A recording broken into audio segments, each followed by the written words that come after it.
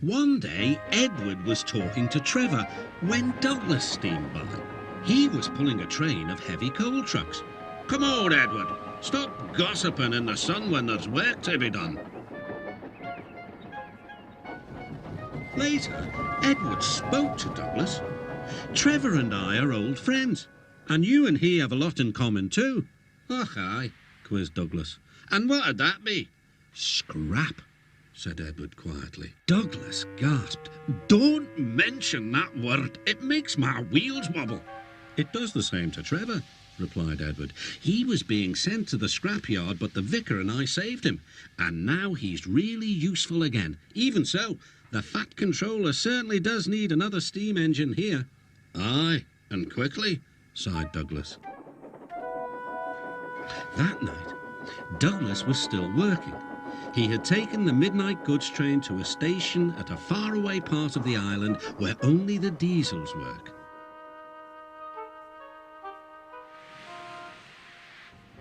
He was just shunting, ready for his return journey, when...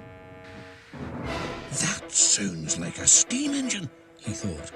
The hiss came again. "Who's there?" asked Douglas. A whisper came. "Are you a Fat Controller's engine?" "I intruded." "Thank goodness. I'm Oliver, and I'm with my brake van Toad. We've run out of coal and have no more steam." "But what are you doing?" "Escaping." "From what?" "Scrap." Douglas shivered. Then he remembered Edward's story about saving Trevor. "I'll be glad to help you," he said. "It'll have to look as if you're ready for scrap, and I'm taking you away." The drivers and firemen agreed to help too. Everyone worked fast. "No time to turn around," panted Douglas. "I'll run tender first. Come on."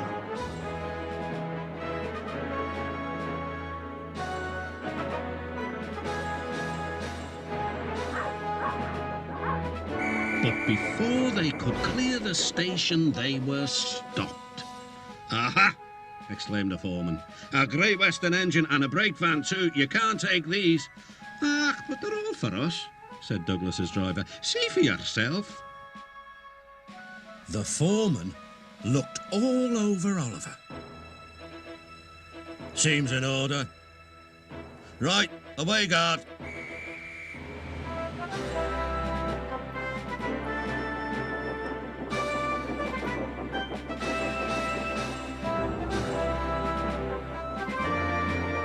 "That was a neat thing," puffed Douglas.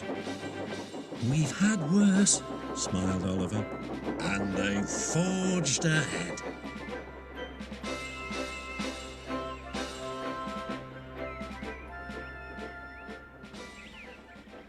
It was daylight when their journey ended. "We're home," cried Douglas. "Shh," said his driver. "There are the works. We'll find a place for Oliver." Oliver said goodbye and thank you, and Douglas puffed away. The next day, Douglas told the other engines all about Oliver. "The Fat Controller will have to know," said James. "Douglas should tell him at once," added Gordon. "Well, here he is," said a voice. "Now, what's this all about?" "Beg pardon, sir, but we do need another engine." "Yes, sir," ventured Gordon. "A steam engine, sir." "I'm afraid that unless one is saved from scrap, there's little hope." "But, sir," burst out Douglas, "one has." Yes, indeed. And thanks to you, Douglas, he is now at our works. Oliver is just what we need for Duck's branch line. Everyone cheered. Now Oliver and Toad are mended and painted in full Great Western colours. Duck and Oliver are happy on their branch line. The others laughed at first and called it the Little Western. Duck and Oliver were delighted, and so the Little Western it will always be.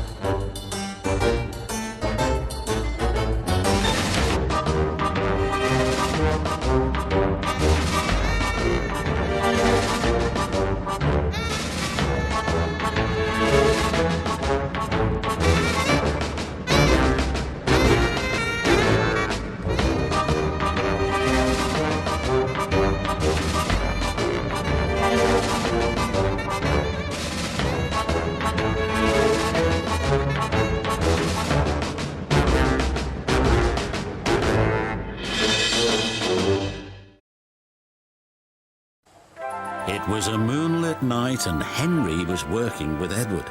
The big green engine was taking a goods train to the station by the lake. Whenever that owl hoots, a mist rolls in, murmured Edward. There's a legend that when the mist's about, there's a ghost about too. Take care on the old line, Henry. Stupid bird, said Henry. Owls, mists, ghosts. Edward's going soft in the boiler. There's no mist.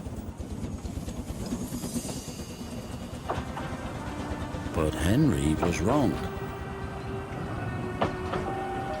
What's that? Cried Henry. It's an amber lamp, murmured his driver. That means proceed with caution. Who's there? No one replied. Henry crept slowly forward.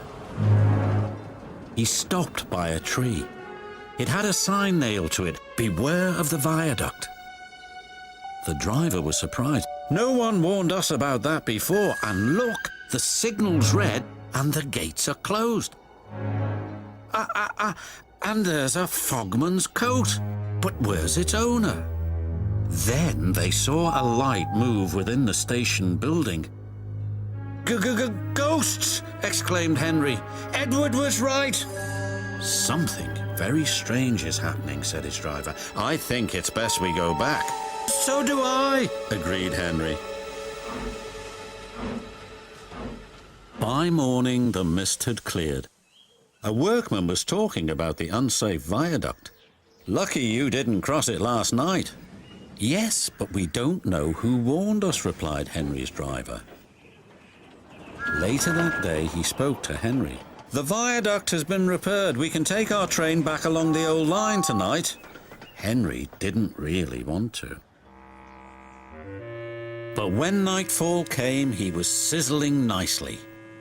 Suddenly, an owl hooted, and then Gordon thundered by. Oh, look! Henry's spooked, said a truck, and the others giggled in their silly way. Be quiet, snapped Henry. I'm not scared. But he was.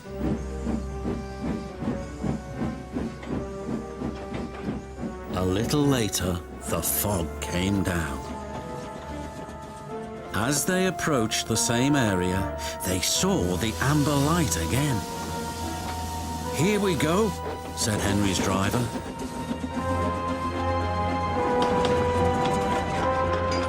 Then, unbeknown to Henry, the gates mysteriously closed by themselves, and the signal went red. The trucks had seen all, and they were spooked too. Faster, faster! There's a ghost about! Stop! Stop! Yelled Henry. A mysterious figure watched Henry go by. Ahead was a landslide blocking the line. Henry braked hard, but the trucks hit some of the rubble and plunged into the ravine.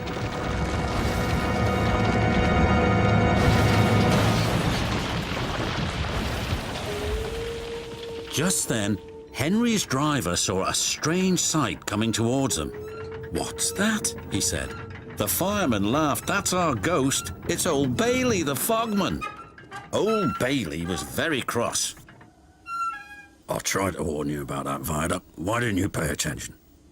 "We're sorry we ignored your warnings," replied the driver. "Is there anything we can do to thank you?" "I'd like to operate that old station again, if you let me. I promise I won't spook Henry."